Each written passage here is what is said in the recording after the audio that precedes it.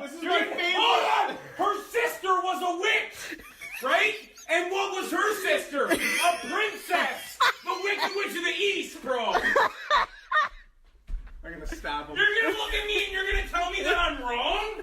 Am I wrong? It's my favorite She movie. wore a crown and she came down in a bubble, I'm dog. not fighting with you. Grow up, I'm not fighting bro. with you.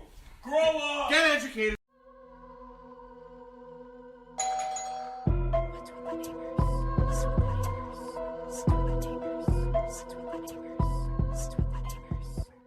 Okay, you guys, so this is a special episode. Yes. Y'all hear about the Lindsay Clancy murder trial right now. She's on a trial right now. Today Amy was day will literally 14. not shut up about this. I won't shut up about it. Today was day 14, and the case, the prosecutor rested, and now it's the defense, which they do have a defense. So he started his defense arguments today. He meaning Daddy Reddington. So that's what everybody's calling him, right? Everyone's been calling Big him Daddy Red? Redding, Big Red or Daddy Reddington. So you feel I like we am probably have a good amount of information on this since we're day 14. yes, day 14. I don't know how many days he's gonna go. I can't imagine him going more than 4 days. Yeah. But we'll see. But so what we're gonna do, if we want to talk about it, okay? Let's talk about it. I'm gonna go through what has happened, and then we're going to talk about all the discrepancies and theories and stuff like that. Okay? Hold on. So Okay. before we get into it, the reason we're doing this is because I do not know anything about this.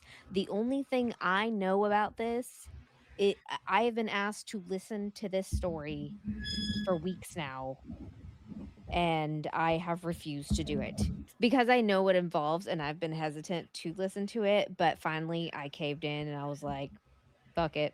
I was like, listen to the trial. listen! Or well, I didn't listen to the trial. I listened to the story about what happened itself, which holy shit. Oh my god, this story is so heavy. Very But heavy. I literally thought this just happened, and that's why it's so hyped up. But no, like this happened when 2023. 2023.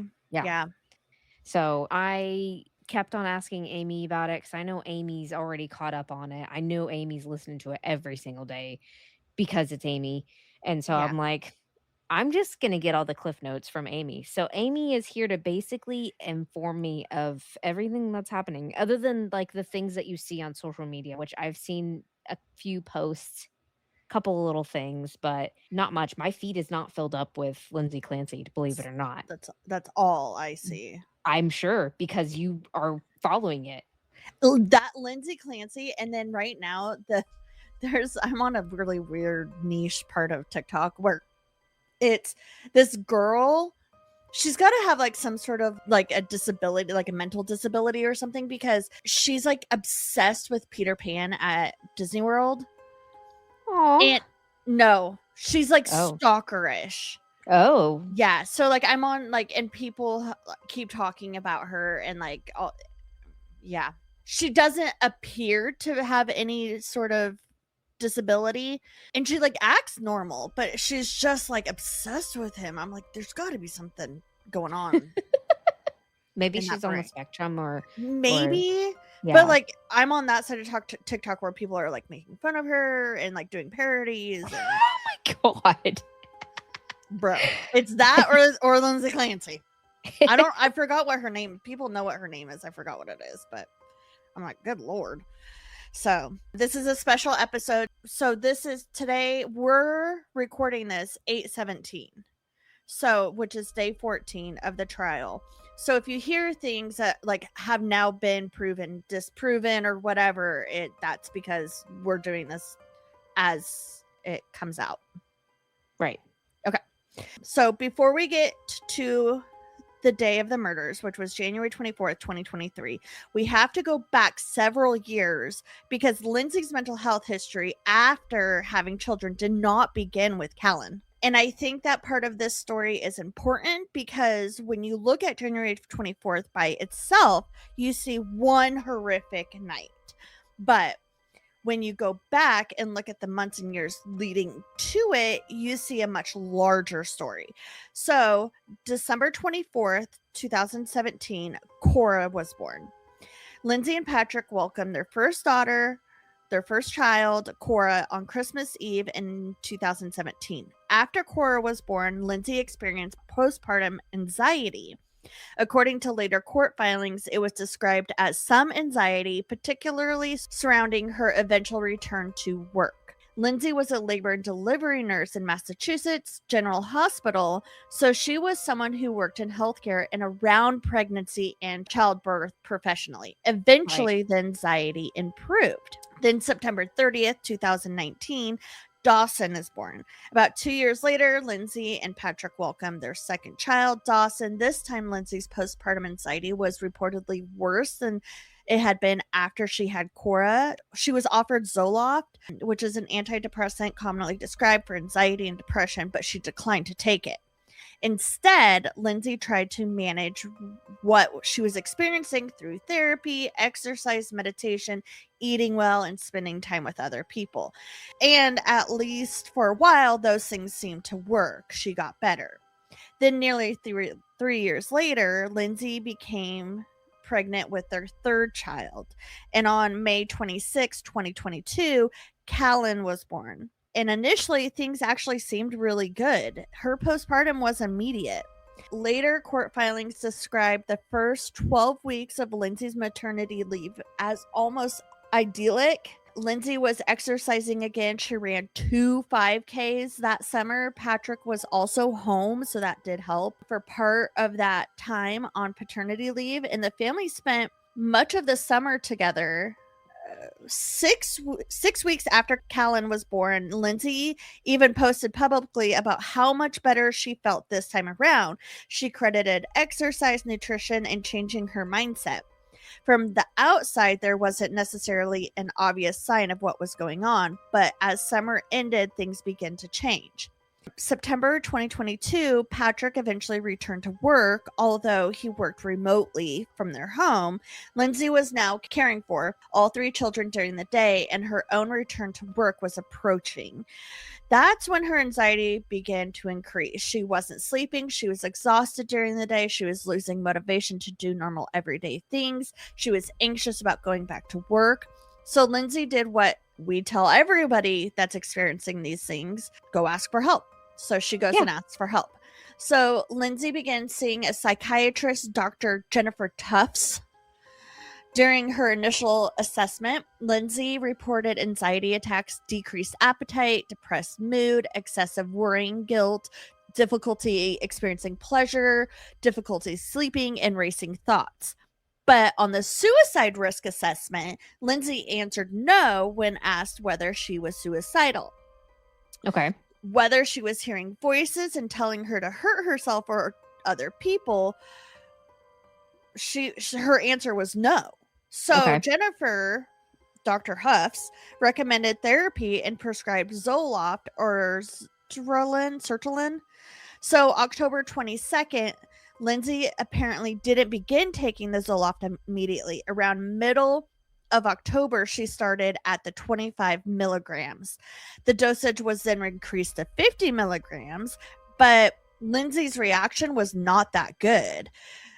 So October 20th, Jennifer told Dr. Huffs that her anxiety had actually gotten worse. She was experiencing racing thoughts at night and described being afraid that she might develop suicidal thoughts or that something terrible was going to happen. So she actually reported this? Yes, she's reporting this to her doctor. Okay. So her doctor, it's all written down, documented. Yeah. Okay. Yes.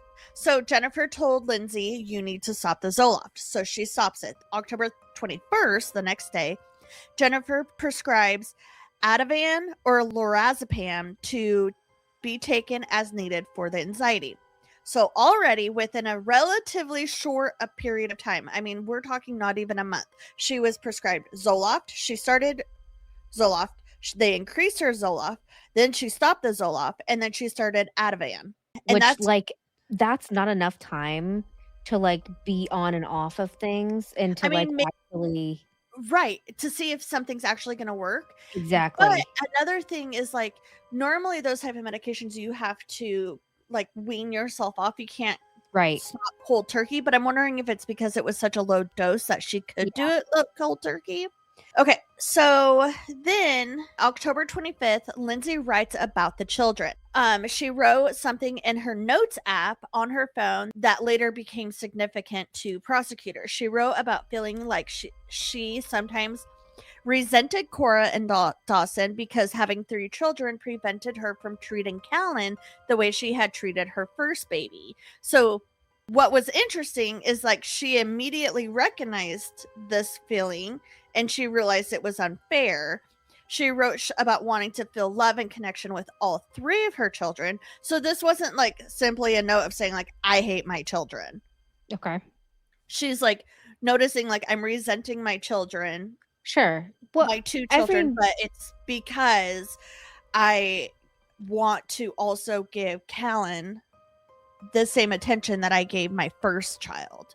and I feel like as a mom of multiple children, like, there are times where you do feel that way. Yes. Like, that is Yeah. a completely normal feeling.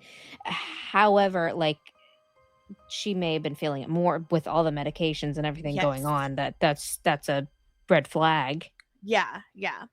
So November 22, she stopped sleeping. Mid-November, she was reportedly sleeping only about 3 hours a night, which is that's not enough for a newborn mother. Mother of a newborn. So, well, I guess he's not really a newborn anymore. He was like Right. whatever. Okay, so Lindsay went November 16th. Lindsay went to the emergency room. She was prescribed trazodone, an antidepressant that also is commonly used as a sleep aid. And according to court filings, it did not work. November 20th, Patrick's mother contacted Julie Paul, a nurse practitioner with South Shores Health Prenatal Behavioral Health Program. And this was significantly a program that treated pregnant and postpartum women dealing with conditions including anxiety and postpartum depression. November 21st, Julie prescribed Lindsay Prozac 10 milligrams. Within days, Lindsay reported feeling spacey, which I've heard people feel spacey sometimes with Prozac. Yeah. Especially when, like, first trying, like, on something. And you're already also on trazodone. Exactly. And you're still postpartum. Still. On November 25th, Lindsay was prescribed Ambien for sleep, Remeron, which is an antidepressant that can also help you sleep, and Klonopin, which is a benzo used for anxiety and panic disorders. So by November 28th, Lindsay was reported that she felt disoriented and forgetful and didn't feel connected to her own body. Probably because you're on so many drugs. And you're literally not connected to your own body. Oh my God. She described herself as feeling hungover all the time, and she was worried that she was becoming dependent on the benzos. So November 29th, this is when Seroquel was introduced. Lindsay began seeing another psychiatrist nurse practitioner, Rebecca. You roll your eyes at every single one of these doctors. And I'm sure it's because I have not followed the trial, so it's foreshadowing, I'm sure, but yeah. Let me tell you why. Because I'm just making sure that this is the right person. Oh no, that's someone else. But she probably deserved it too. Little Miss I can't recall Queen. Ugh. Her name was Kelly. Okay. She was a nurse practitioner, and the whole time she's like, I can't recall. Bish, do you remember anything? Ugh. So maybe she's on the benzos. I need to say unbiased during this part. Okay. So and that's one reason why I'm trying to say that way as well.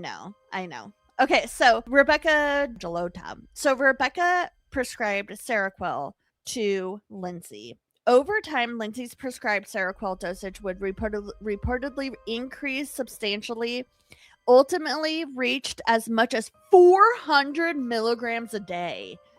Jesus. I don't know how much that is, but A lot. I mean, I would assume a lot. Like a lot of my medications, it doesn't go over 500 for. I guess that's a lot, but. Well, I am on Paxil, and that's an anti-anxiety medicine, and the max dosage is 40 milligrams, and that's what I take a day. Okay. So 400 for okay, so this date is extremely important to Lindsay's defense, because Lindsay now claims in her civil lawsuit that began around this period, what she initially believed were intrusive thoughts were actually auditory hallucinations.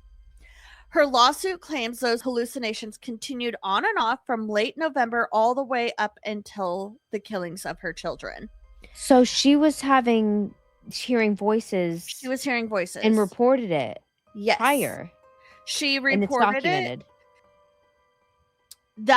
That is Lindsay's allegation. It is heavily disputed in the criminal case. Her providers have testified that Lindsay did not report hearing voices to them during their treatment of her. Okay. So she's claiming she told them that she was hearing voices. And they are saying you never reported that. Right. Okay. So on December 1st, Lindsay reported intrusive thoughts about harming herself and harming her children. Jennifer and Lindsay also discussed whether Lindsay could potentially have an undiagnosed bipolar disorder. The following day, Lindsay told her therapist that she believed that she had become addicted to Ativan and that's why she couldn't sleep. She was also reporting suicidal because Ativan was the one that you take as needed. Remember? It's crazy because she's a nurse, so she's super aware. I know. Of like the side and like this seems like an addiction. And that's typical of like I know my nurse friends. Yeah. Like they know when something's not up or something's wrong. Yes. And they usually relate it back medical and be like, all right, let me look at all my medications. They can usually essentially self-diagnose themselves. Yeah. Because they're around it all the time. Yes. It's, I don't know. She was also reporting suicidal ideations and intrusive thoughts. And Lindsay was very scared. She was scared. Yeah. She even told her mom testified it today, and her mom said Lindsay didn't want to be left alone. She didn't want to be left alone. She stopped driving because she was scared of driving. I'm not quite sure why. Maybe she was worried that like she would like purposely like crash her car or something. Drive into a tree. But she was being very aware that like I'm not safe to myself right now. So she was like had her mom come. She had his mom come and take care of her and the kids. Like she didn't want to be left alone. Right. So December 4th to the 5th, according to Lindsay's later lawsuit, she became so frightened by what she described as hallucinations that she called a suicide hotline.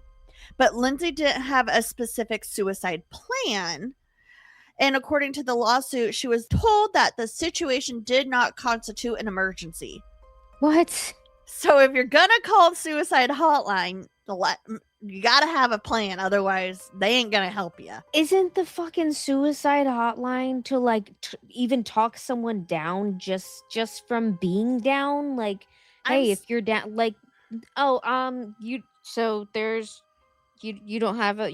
no plan. No, you don't have an idea of how you're going to kill yourself. You're just sad. Oh, okay. That's crazy. So she also contacted Aspire Crisis Support, which I don't know what that is. According to the lawsuit, because Lindsay did not have an actual plan to kill herself, she was also not admitted. That's cool. Damn. That's so fucking stupid. Like, if you don't know how you're going to kill yourself, it's not serious. You're just crying wolf. So at this point, Lindsay is going from provider to provider, taking medication after medication, barely sleeping, reporting suicidal thoughts and intrusive thoughts about harming her children. And now reaching out to a crisis hotline, and they're like, but did you die? So what? Can I? And this might be. You can stop me if I don't need to ask this yet. What the fuck is Patrick doing? Like, if you know, like, I'm sorry, but like, I didn't realize all this. But like, if you know that, because he has to have known that his wife was going through this. She because was telling who else him. is she gonna talk to? Well, she She's was gonna tell her telling best him. friend, her spouse. Yes. So why? What? And according to when he testified, he was like saying like, yes, she told me that she was having these thoughts. Yes. And it's like, take a vacation or something, bud. Take care of your wife. Right? Like he was oh my going gosh. to brunch with the boys. He was traveling off to New York. He went to San Francisco. He went. Okay, I'm biased. Oh yeah, I'm Sorry. just saying that's what he was. Yeah, doing. and that's like if I told Josh that, he'd be like, "Oh my god, let's go do something. Like let's I will take make care sure of you this." get help. This Yeah. is serious." Yeah. So it seems like I'm really proud of her for trying, like, and being an advocate for herself. Mm-hmm. But he definitely, I feel like, should have been doing more. Absolutely. So December 6th, during an appointment with Rebecca that Patrick also attended. That's funny that you asked. This was the only appointment he attended with her. Lindsay said her mind was constantly running and she was sleeping about 3 hours per night. Good Lord. I know. At that particular appointment, however, she denied currently wanting to hurt herself or the children. She did say she felt afraid almost every day that something awful was going to happen. And around this period, Valium was also prescribed. And then in mid-December, Lamictal, I don't know, something, a mood stabilizer was added to Lindsay's medication history. December 15th, according to Lindsay's lawsuit, by December 15th, she was experiencing what is now described as loud auditory hallucinations that could last all day. She claimed the thoughts were telling her that she was damaged, would never be the same, and that death was her only option. She also reportedly told Patrick and her mother that she was having thoughts about harming the children. And she allegedly became paranoid that other people could somehow hear her thoughts and that she would be hospitalized and have her children taken away from her. That's not good. No. So this is one of the lowest points that Lindsay reached. She was experiencing persistent suicidal thoughts, but still reportedly did not have a specific suicide plan. So they're like, not serious. Lindsay went to the emergency department at the Massachusetts General Hospital on December 20th. From there, she entered a postpartum day program through Women and Infant Hospital in Rhode Island. But the program determined that Lindsay's presentation was not appropriate for the postpartum depression program. I don't know. You are having suicidal thoughts. I don't know what that means. Her presentation, maybe she didn't come off as I'm going to kill myself. But good Lord. I really hope that I hope that these hospitals and companies get shit on big time. Big time. So, according to later court filings, clinicians believed her symptoms were more consistent with over-medication and misdiagnosed than postpartum depression, which very much could be true. Right. But then you see a damaged woman, you see someone crying out for help. Come in. I'm sorry. Normally we don't do this type of thing, but you really need to get off all your medication. We need to see your raw self to see how you are and to see if you actually have postpartum depression. That's what they should have done. They should have checked her in somewhere, gotten her clean, and then assessed. Worked from there. Would have sucked. Strip her down to just her mind. And then start. Okay. So yeah, if you didn't guess already, she was not admitted to that program. Right. So Of she course went. not. Yeah, so she went home. Assholes. January 1st, 2023. On New Year's Day, Lindsay voluntarily admitted herself to the McLean Hospital, a psychiatric hospital in Belmont, Massachusetts, and she remained there for several days. She checked herself into a psych loony ward. bin. Yeah. 'Cause she Sorry, that needed was help. insensitive for me to call it that. I You're fine. take that back. But like, she checked herself in. Yes. She's like, please, somebody help me. Yes. What So- the fuck? 5 days later, she was discharged. Prosecutors have emphasized that McLean did not discharge Lindsay with a determination that she was an immediate danger to herself or anyone else. Oh my gosh. Oh my gosh. Wow. Her defense and later civil findings paint a very different picture of what happened afterwards, according to Lindsay's lawsuit. Within approximately a week of leaving that hospital, the hallucinations started. So, January 2023, we get more medication changes. McLean prescribed trazodone around January 3rd. On approximately January 10th, Jennifer prescribed Valium. Then, beginning around January 16th, Lindsay was prescribed amitriptyline, which is another antidepressant. How did they... Anyway, continue. So, mind you, she's not like taking all of this medication. It's like she's starting stuff, stopping stuff, starting stuff, stopping stuff. Right. So, she started at approximately 10 milligrams per day on that amitriptyline, which then was increased to... Amitriptyline. Yes, thank you. Then You should have given me a list of all the meds. That's fine. I've heard it enough, like watching all the court proceedings, that like I kind of got it. Then it was increased to 20 milligrams. By this point, Lindsay has been described roughly 13 different psychiatric medications during the period of only several months. That does not mean that she swallowed, like I said, 3 different medications every day. That's important. The medication stop started. Blah, blah, blah, blah. I'm just really surprised that doctors would do this. Because I'm telling you, there's some kind of record to where like they're like, oh, we're sending it to CVS. CVS, it shows, because they can see in the system that there's already been one sent there. Or I don't know. I swear there's a system, because I remember. I'll have to ask Becca. Yeah, please do. So, according to her lawsuit on January 16th, she was still experiencing hallucinations.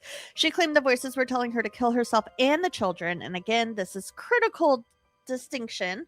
That allegation comes from Lindsay's later account and lawsuit. So she has her own civil lawsuit that she's suing for malpractice.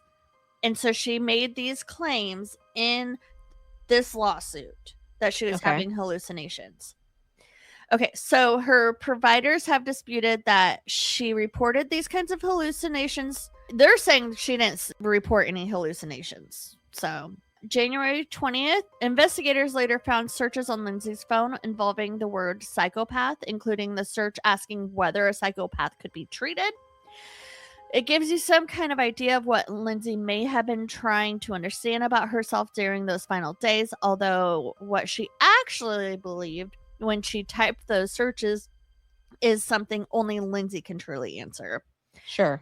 2 days before the killings on January 22nd, Lindsay and Patrick took Cora and Dawson to dinner at the home of Patrick's college friend.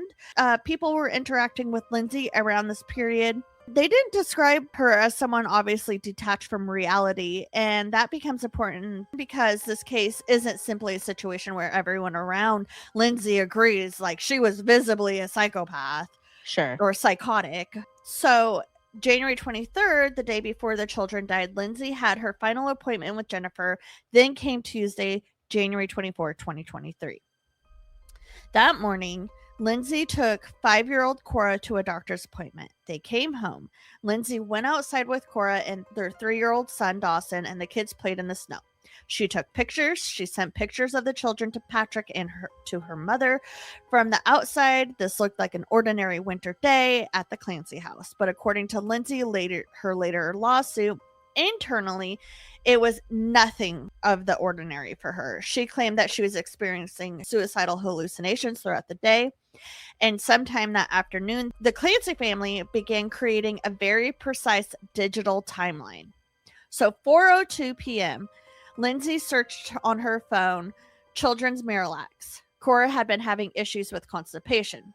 Around this time, Lindsay searched for 3B, a restaurant in nearby Plymouth.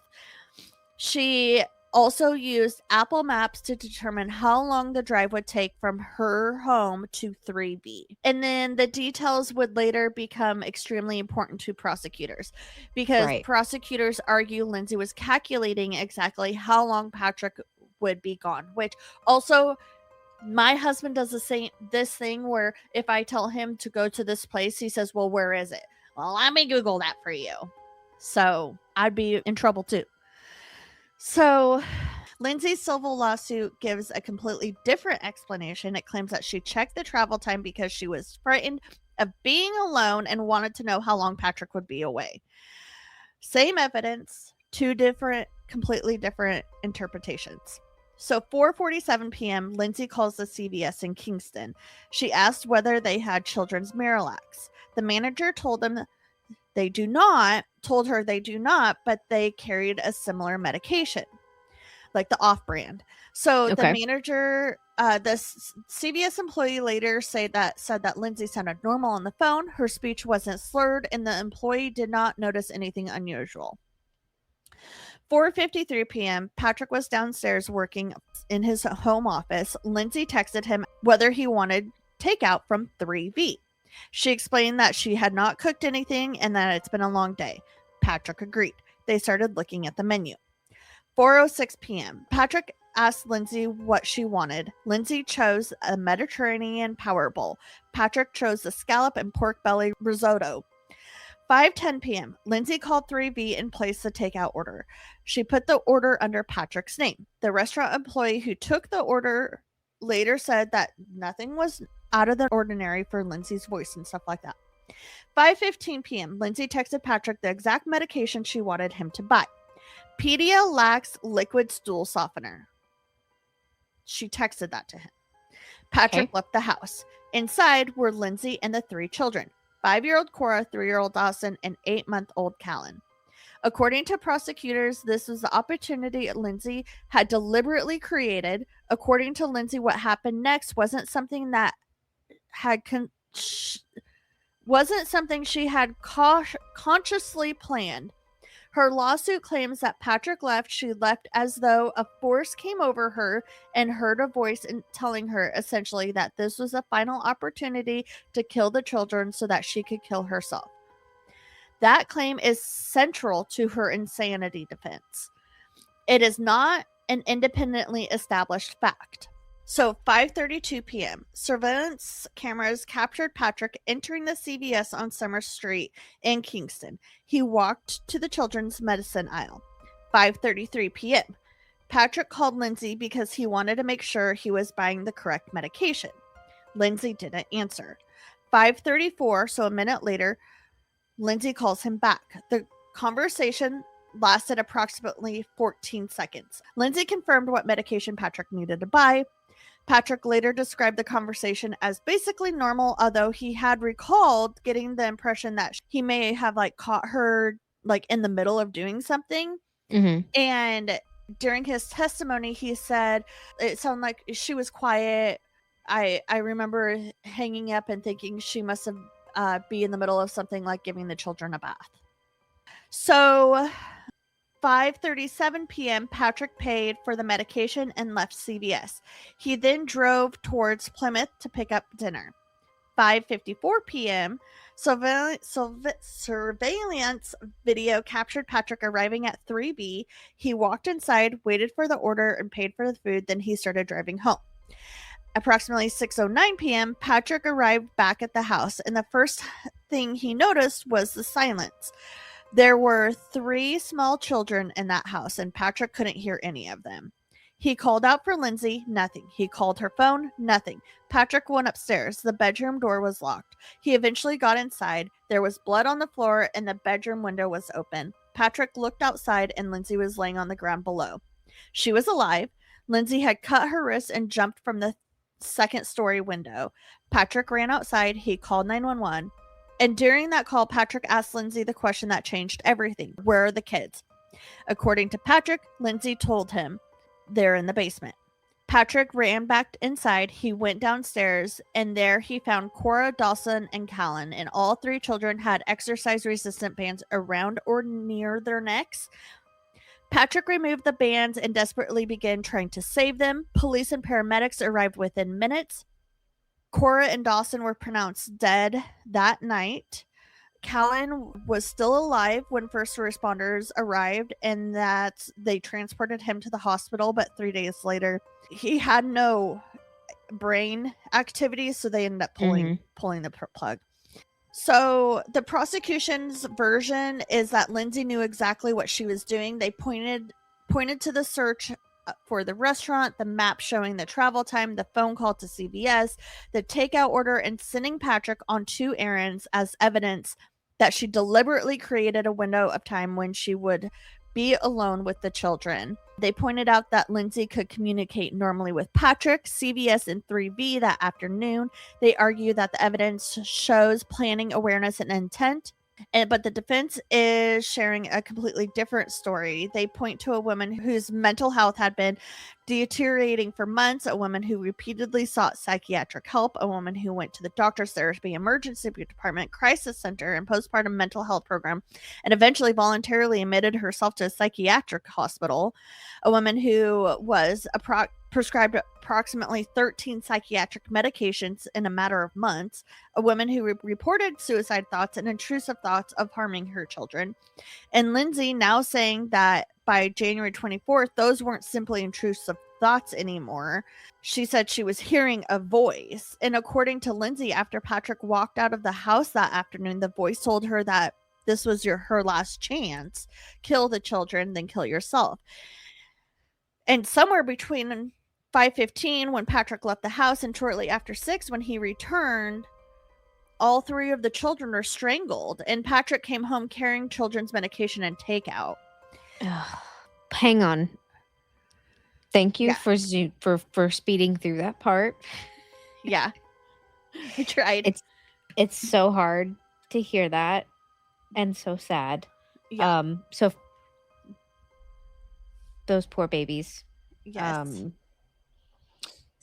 I don't know, dude. Rehearing that, I still can't fucking. Are you doing okay? I don't like her right now. I know. Again, I don't. I know. And I know she has mental health problems, and I know, like, it was documented that she went to go get help, but like, I just can't. Like, I can't. I'm not in her shoes. Reading that out loud, yes, she did it. You know? Yeah. Like, and yes, she did like it. The fact that she but the point is that, okay, yeah, she did it, but she had a break, and it wasn't essentially her choice. So is she admitting that? Is she claiming that she didn't do it, or is she saying that she did do it, however it wasn't like? So she's not admitting she did it, but she's not admitting she didn't do it. It's a matter of, like, if I did it, it's not because I wanted to. Like, I had no control over my body anymore. Does she claim to have memory over it? If you're gonna go over that, it's okay. No, I'm not going. I'm done. That's the story. I don't know. I don't think she remembers that she did it. If I can recall correctly. So that's right now we're on day 14. I want to go over some discrepancy. Can I be biased now? Yes. Okay. So, okay. Let's talk about this. Amy's team Lindsay, guys. I'm team Lindsay. I don't think Lindsay killed her children. You don't think she actually did it? I don't think she harmed her children. I don't want to believe, because as a mom, and like, I know mothers kill their children. It happens. Yes. And it sucks.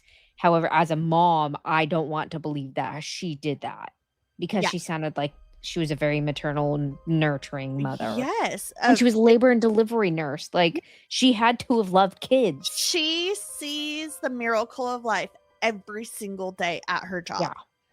Yeah. She's experienced, well, also she's experiencing the worst day of some others' lives. But most of the time, she's experiencing the best day of this mother's life every single day. How amazing is that? So, let me tell you, we're going to start with the exercise bands, okay? Lindsay Clancy's fingerprints were nowhere on the exercise bands. Interesting. Nobody's fingerprints were on the exercise bands. Interesting. So, nobody had to have been wiped, or someone was wearing gloves. Okay. Also, why would she care? If she was using the bands to kill the children, why would she care to wipe off her fingerprints or wash the exercise bands? If she's just going to go kill herself. If she's just going to kill herself. And also, she would need time to do that as well. She didn't have that. Sure. She only had maybe a 30-minute window. So, there's no fingerprints on the exercise bands. Slicing her throat and slicing her wrists. That one got me. She's a nurse. Okay. So, you know how to slice your wrist to kill yourself quickly. Yeah. Another thing is they were superficial wounds. They were not deep. They're not going to, like, her wrists weren't even bleeding by the time paramedics arrived. So then her throat. Have you seen someone slice their throat? Yeah, no. Like, in movies. If you're gonna kill yourself, wouldn't you just stab yourself? Like, you're slicing your throat to bleed out, but you have to slice it so deep in order for you to actually make an impact to kill yourself. And then she sets the knife down on the dresser. If you're slicing your throat, I'm dropping it. That hurt. Sure. I'm slicing it and I'm setting it down. Also, she's a nurse. She knows how to kill herself. Mm-hmm. She knows the ways to kill herself. Slicing your throat and slicing your wrist superficial is not going to kill you. Also, she had all these pills. Why didn't she just take a bunch of those? Well, she did. Okay. Oh, she was drugged up at the time too. Yeah. So there was crushed up medication in a cup of lemonade with her. So she crushed up her pills, put it in the lemonade, and then drank it. And why would she do that? Why would she do that? Why would she crush up pills when she's a nurse? Are you trying to trick yourself? You're just popping them. Yeah, exactly. It sounds like you're trying to trick yourself into taking pills. Yes. Which makes it okay. I forgot what medication it was now. The Seroquel. She was off of Seroquel. Okay, she didn't like it. She took it and she did not like the way it felt. She only took it like 1 or 2 times. And that medication was found in the crushed up pills. But guess who she gave the pills to discard? Her husband. Patrick. And he claims that he still had the medication in his truck because he had not gotten around to taking them and disposing them correctly. Why was Seroquel in her system? And why? She stopped taking it. She didn't like the way it made her feel. Why was it in her system that night? Also, why are you crushing up your own pills? You would just take it. It would get into I guess it wouldn't get into your system faster. N- I guess crushing it up No. would get it into your system faster, but No, you're just taking them. exactly. It's faster because now you have to drink a whole glass of lemonade. Which Yeah. also, nurses don't like to mix their medication with citrus. So why are you doing that? It offsets your medication. Okay, so then his shirt and his CCTV footage of him going to CVS and going to B3, he changes his clothes. He's wearing a different shirt in each footage. It's a different shirt. What? Yes. Is it a clear picture of his face? Yes. Hold on, it might be his shoes. Sorry, my Three-quarter bad. zip, It's white two different undershirt and shoes. boots. It's different shoes. Oh, okay. He's wearing like Weird. boots in one and tennis shoes in the other. Weird. Okay. However, to argue, it is January, and they're Yeah. up north. Maybe his tennis shoes got wet with snow. Dude, we lived in Alaska. I wore slides everywhere, so I know we lived in Alaska where we didn't give a shit. I don't know. Okay. I'm So, being I know. unbiased. I still. know. Okay, Kind so of. his shoes changed. Sorry, people, it's not his shirt. I wrote shirt, whatever. Okay, so also remember when she texted him and said, "Get exactly this" Mm-hmm. at CVS? Why Yeah. did he need to call her and be like, "They're out of Miralax. What else should I get?" Bitch, I already told you. She told him the off-brand one. She texted it to him. Because she already found out they didn't have Miralax, Yes. right? Why are Okay. you calling her? I see. Okay, don't like that. Don't like that. So here's another one that I cannot wrap my head around. Okay. Let's say she jumped out of the window. Okay. So you jump out the window. So you got to kind of prop yourself up and jump. Okay. You're jumping forward. On the side of the house, they have like these wood shingle sidings. Mm-hmm. About 3/4 of the way down, 3/4, maybe it's half, I'm not sure. There's 2 blood stains. How are the blood stains? You're jumping, you're projecting yourself, you're propelling yourself out. How did the blood get on the siding? Do you need to find a picture of it? Yeah, I'm gonna look up a picture. Man, if my phone didn't light up now from Lindsay Clancy shit, it's gonna light up now with all these searches. Okay, that's fair. That's weird. So how did you're propelling yourself out the Shrug window? yourself down.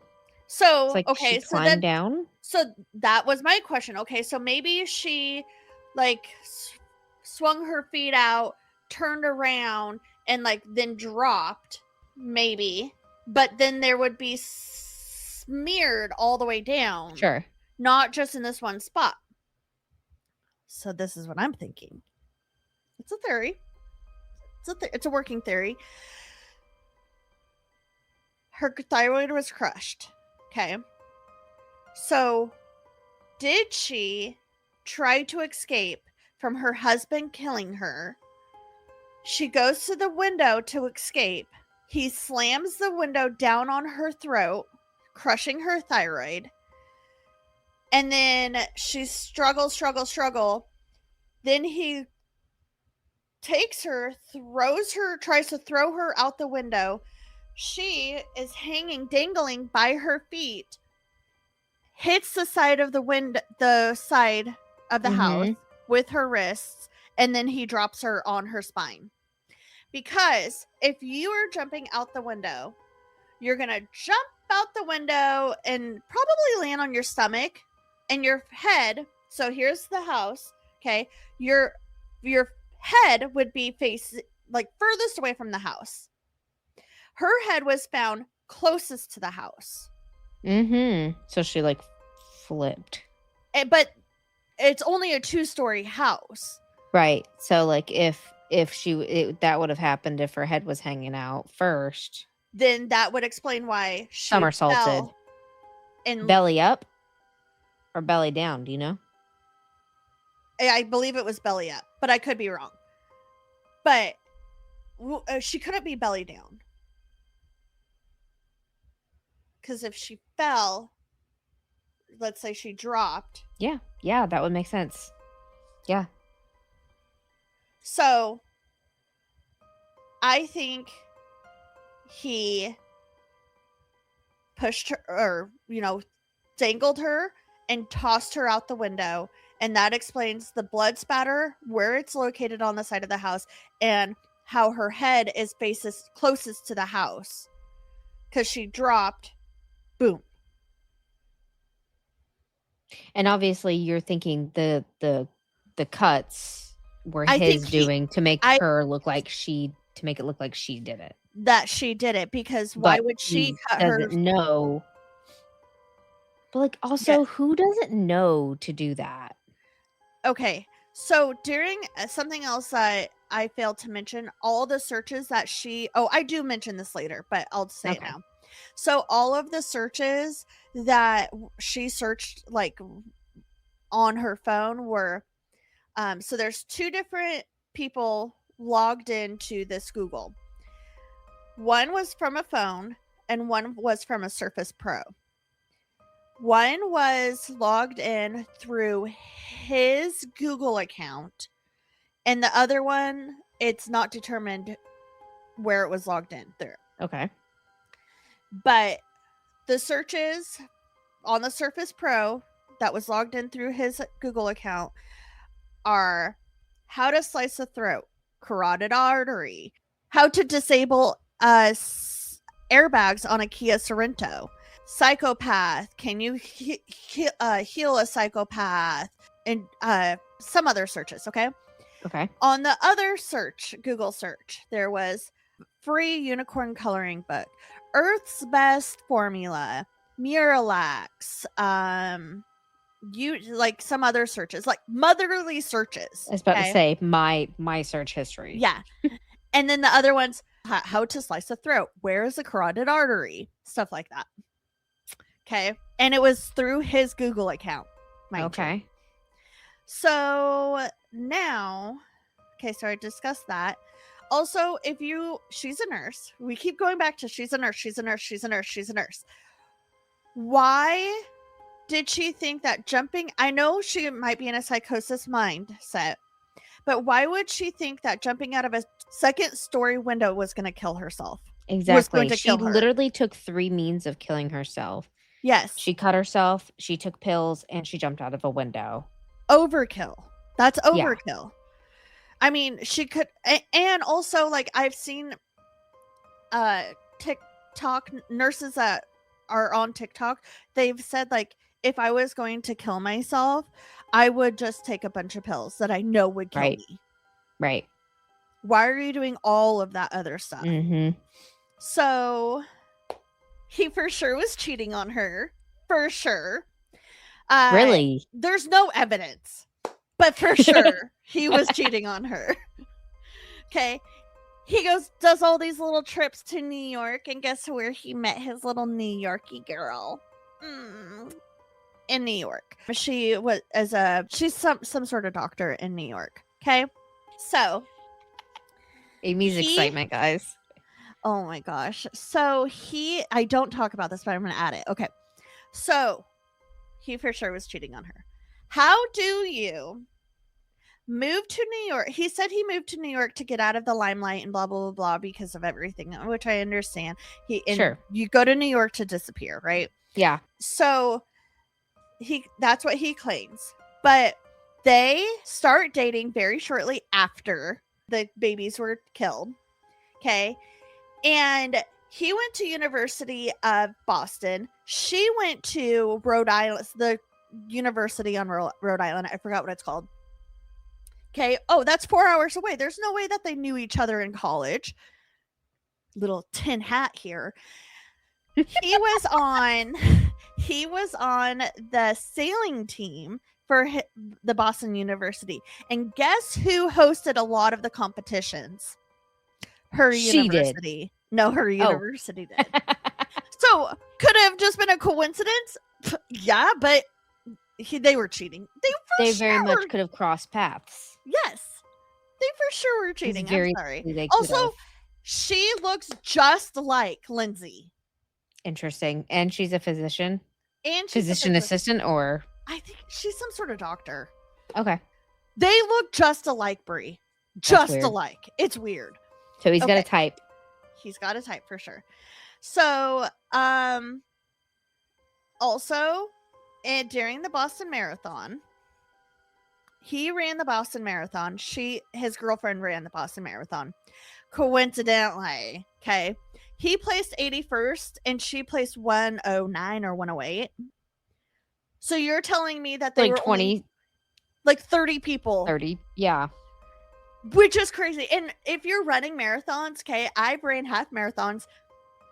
There's dozens of people crossing that finish line with you. So they were next to each other. Sure. You can't tell me they Yeah. weren't. They for sure, like maybe at the end, so they don't get the final photo of him with her or whatever. So she's like, I'll slow down, or he sped up so that they're not together. But And were this was together. This was This was the Boston Marathon was like, I think it was like a couple months before the murders. Wow. Okay. It was very soon before. Okay. So then during the Boston Marathon, she has the girlfriend, Rachel. Yeah, Rachel. She has something tied around her waist. And guess what type of knot it is? What? A sailing knot. This same knot that the babies were strangled with. What? Guess who knows how to sail? Patrick. Guess who What? doesn't know how to sail? Lindsay. Okay, that just gave me chills because that's just like some Legally Blonde shit. Like that's the smoking gun right there, Right? Or the Exorcist band. I'm so sorry. What? Her sister was a witch. So, okay. 3 weeks after his babies were murdered. 3 weeks. He goes on a trip to Costa Rica. A backpacking trip. That's to fucked Costa up. Rica. Okay. So then he writes, oh, I got to get on my little Yelpy. Yelp. Did this tour guide was amazing. He is wonderful. 3 years later, not to the day, that's a lie. 3 years later, guess who writes a review for the same tour guide? Rachel. Oh, His girlfriend. And guess what she says? This tour guide is amazing. We have been coming here for the last 3 years for our annual trip. What? Yep. So, Patrick, did He you go by definitely yourself? went to Costa Rica with her. For sure did. Why would she say for the last 3 years? Who's we? Who is we? So, he said that she confessed to him when he found her. She said, I killed the kids or whatever. But when police showed up, she wasn't speaking. She had a crushed artery. Sure. And everyone said that she was in and out of consciousness. Like all the people that met with her at the house to like get her to the hospital. Everyone was saying she was going in and out of consciousness, but she was able to speak fully and say that the children are in the basement and I killed them. Right. Okay. So here's another theory about him killing the babies.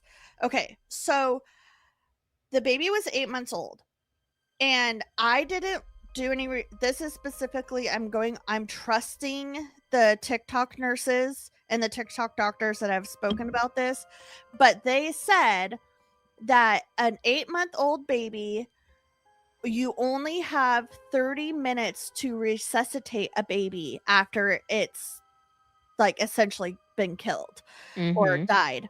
You only have a very small window to get them to resuscitate. And mind you, the baby was alive and they were able to resuscitate him.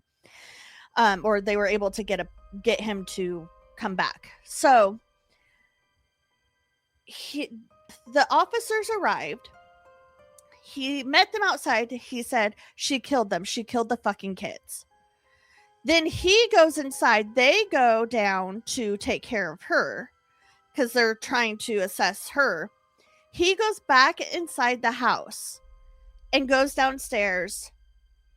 A few moments go by. He screams, they're down here. They're down here.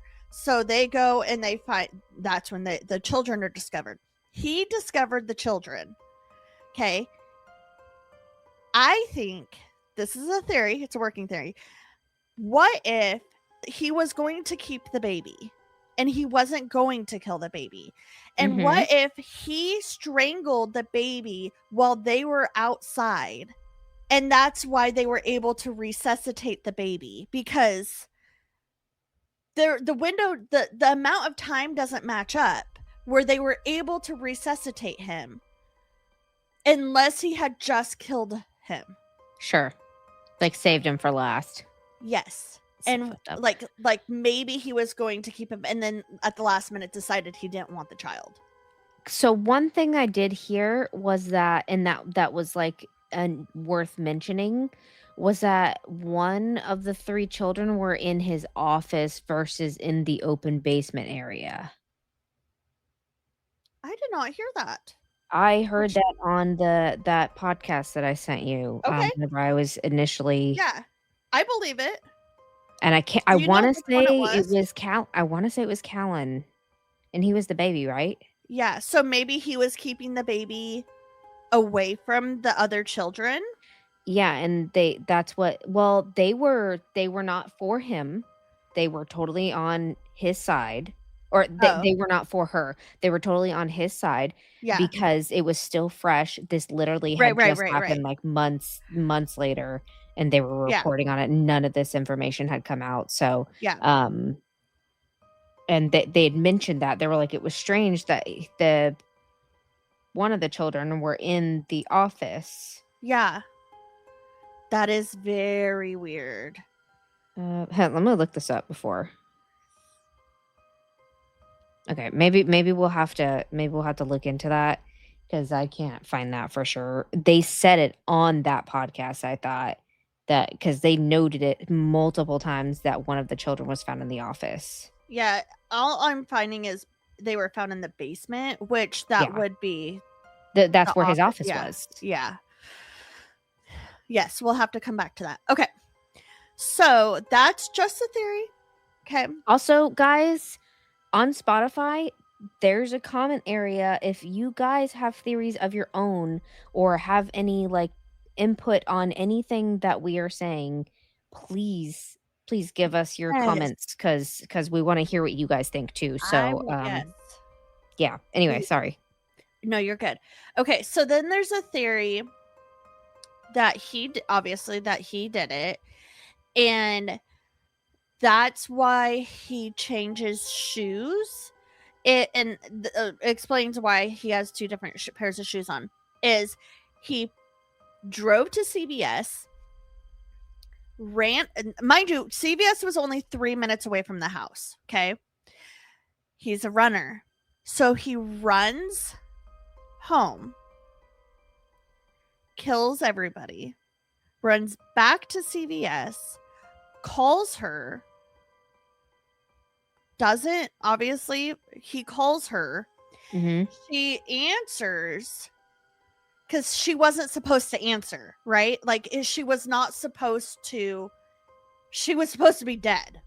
She answers, he hears her glug glug glug glug glug, hangs up, Then he drives to CVS. He runs home, kills them, or maybe that's when he does the. No, someone said that she wasn't supposed to answer the phone call. I remember someone saying that.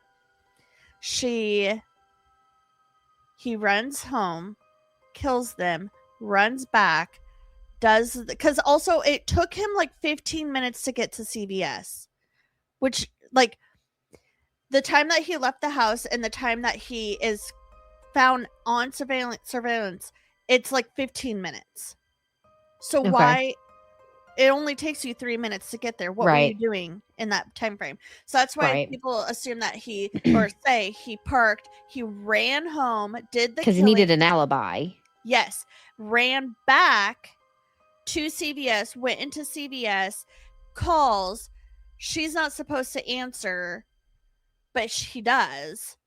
And then he goes and he changes or goes to 3B and then goes home because he was hoping maybe within that amount of time she would be dead. And that's why her body core temperature was 86 degrees when her body can't drop to that core temperature in just 30 minutes being Right. fried.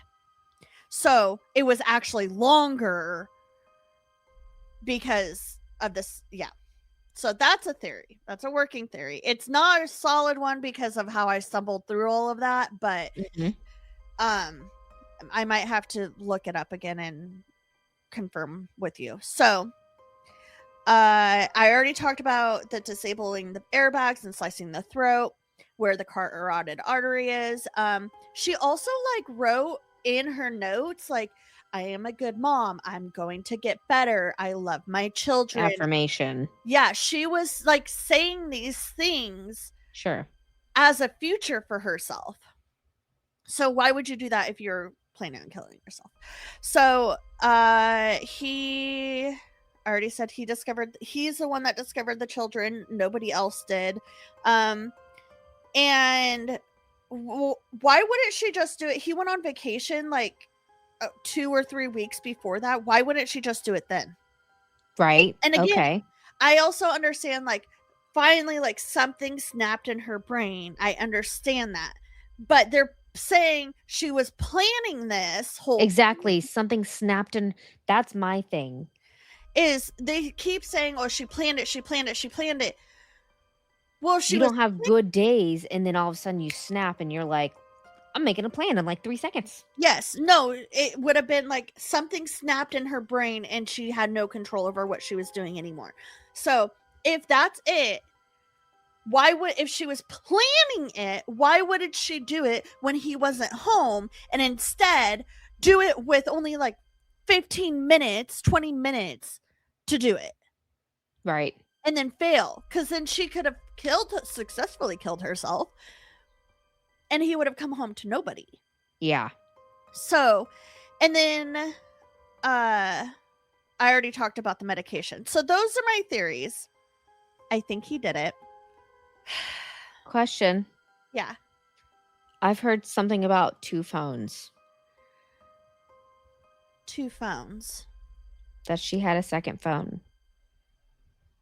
There was one with like a brown case and one with like a pink case or something like that. Oh, I haven't heard this. Have you not? Even ChatGPT asked about it.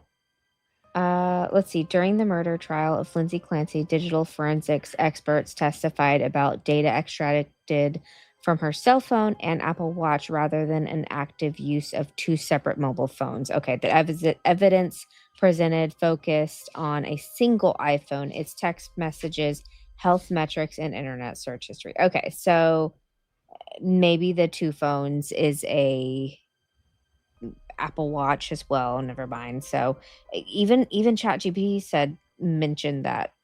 Yeah, I'm at secondaries. With no identifiable serial number. Why did she have 2 phones but didn't immediately turn that into evidence of anything? Okay. Yeah. This is where it says. Yeah, I'm going over my history and it says 2 phones. Weird. I didn't hear that.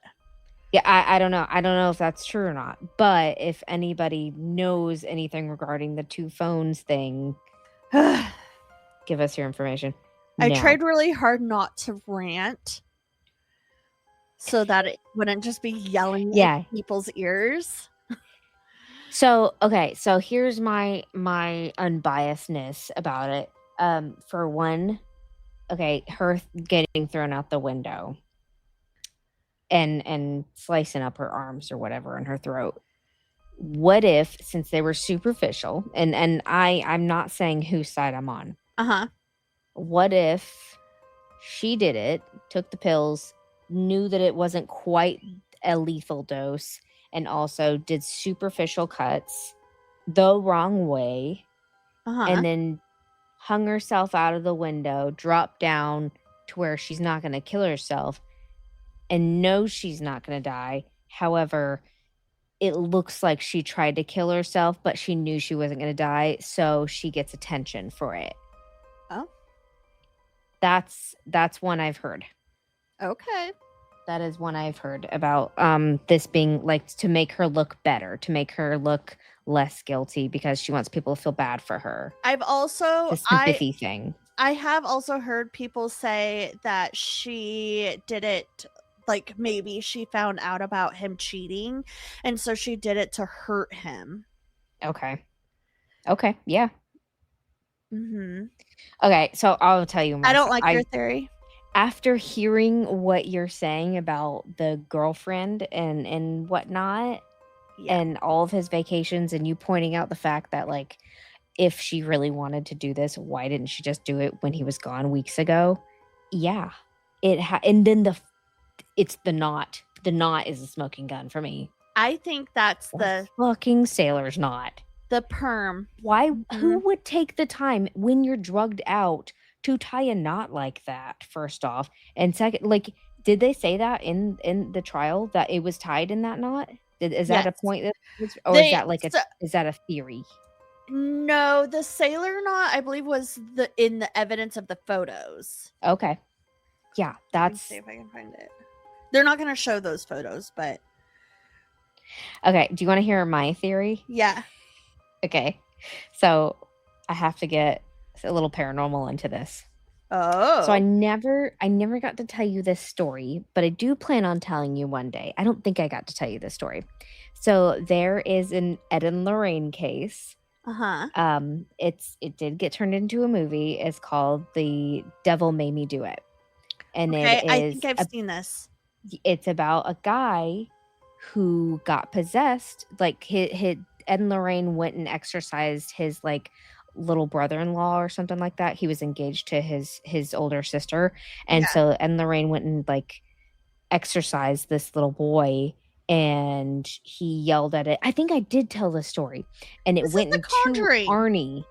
It's a part of their series. Yeah. Okay. So it went into Arnie. Yes, I think I do remember telling you this. So Arnie goes and starts feeling funny and randomly kills this guy that pisses him off. It's just sudden, and he just kills him. My theory is devil made her do it. Oh, like she got possessed. She was possessed, and it slowly like was taking over her. She's a tough, badass bitch, but eventually got her and heard voices and made her do all that. And yep, that devil made her do it. Okay. Demonic possession. Okay. All right, Mr. Big Red. He did try to bring that to court. So like if this had happened then in like the late 1970s, I think, or early 80s, would they have blamed it on demonic possession? Probably. Because that was such a hype. More than likely. She's possessed. Lock her up. Possessed. But she was hearing voices and something was telling her to do it. That's why. No one just wakes up and just decides to. Maybe someone. I don't know. I have another weird thing. It's not a conspiracy. It's just like a weird weird fact that kind of makes me feel a little icky about the prosecution, but he sold the house for, it was like $15,000 or $1,500 more than what it was worth. It was like, no, so it was only like $1,500 more than what the house is worth, but he sold it for like $686,000 or something like that. He sold it 4 months after the killings. Fair. I wouldn't want to live there. Yeah, I wouldn't want to live there either. He sold it, never put it on the market. He sold it. This was all my little research last night. Because I'm like going down a rabbit hole of my own. But he sold it to a man, an attorney, who worked for the district attorney's office that is prosecuting her right now. It up until 2018, and then he started his own practice.